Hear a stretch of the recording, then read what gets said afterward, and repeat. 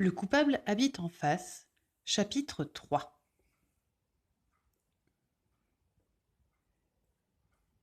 Dimanche. Louise est désormais tout aussi passionnée par l'affaire Benedetti que son professeur de piano. Vous vous souvenez, Louise prend des cours de piano chez mademoiselle Solico. Et juste en face de chez madame Solico habite un homme seul qui s'appelle monsieur Benedetti. Il vient d'arriver et Louise, comme mademoiselle Solico, le trouve très bizarre. Ah! Si elle pouvait filer chez mademoiselle Solico. On parle de Louise. L'arrivée des amis de ses parents avec leur bébé lui fournit un excellent prétexte. Mais parvenue au numéro 12 de la rue des Tarots, déception. Rien de nouveau. C'est alors que Louise, sans y avoir vraiment réfléchi, suggère d'aller visiter la maison. Quand elle dit qu'elle veut visiter la maison, on est bien d'accord, on parle de la maison de monsieur Benedetti, pour savoir un peu mieux ce qui se passe à l'intérieur. Aussitôt, mademoiselle Solico l'incite à le faire. Que va découvrir Louise dans cette maison? Vous vous souvenez, la maison qui est en face de chez mademoiselle Solico. Ce qui veut dire que quand Louise va aller au numéro 13 pour voir monsieur Benedetti et voir ce qu'il y a à l'intérieur de la maison, mademoiselle Solico va regarder évidemment par la fenêtre.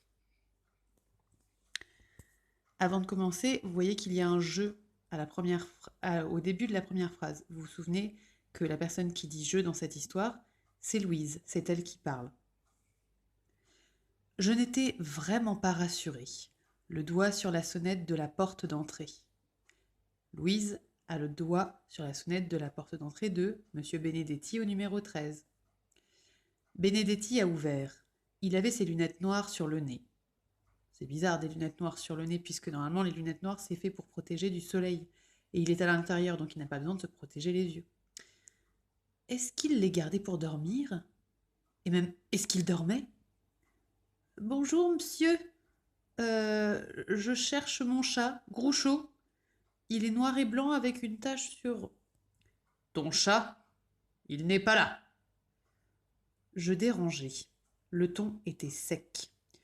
Vous vous souvenez, un ton sec, on avait déjà vu dans le chapitre 1 que M. Benedetti était un monsieur sec. Ça veut dire qu'il est assez désagréable, qu'il ne parle pas beaucoup et qu'il fait passer son idée rapidement.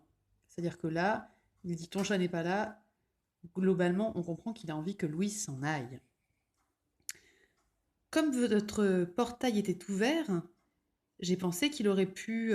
Je ne l'ai pas vu. Sa grande carcasse bouchait l'entrée.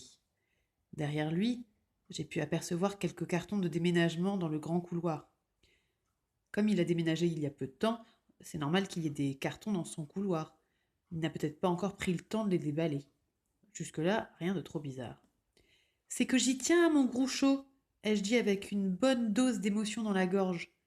Ce n'était pas du piano que j'aurais dû faire, mais du théâtre. Si Louise dit ça, vous vous souvenez, c'est parce qu'elle n'aime pas trop faire du piano et du coup, elle ne s'entraîne pas beaucoup et elle n'est pas très forte. Alors que là, quand elle dit qu'elle aurait pu faire du théâtre, c'est qu'elle est en train de raconter n'importe quoi, puisque elle n'a pas du tout perdu son chat, mais elle fait croire à Benedetti qu'elle a perdu son chat, et elle met un peu d'émotion dans sa voix, ce qui veut dire elle essaye d'avoir l'air triste. Oh, c'est que j'y tiens, mon Groucho! Comme si elle avait presque envie de pleurer, mais qu'elle se retenait.